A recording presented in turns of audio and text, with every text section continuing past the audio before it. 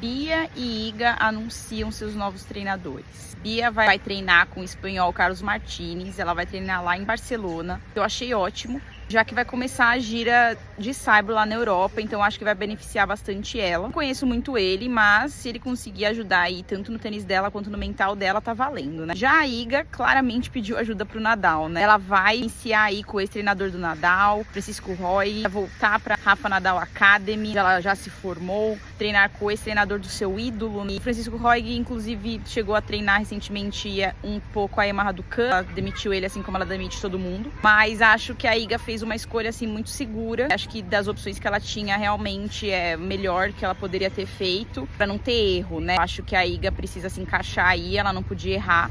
Vai com o treinador do Nadal, né? Tomara que ele faça o que o Tomás fez, que deu uma dupla de força aí e que retome a Iga de sempre, porque é isso que a gente quer.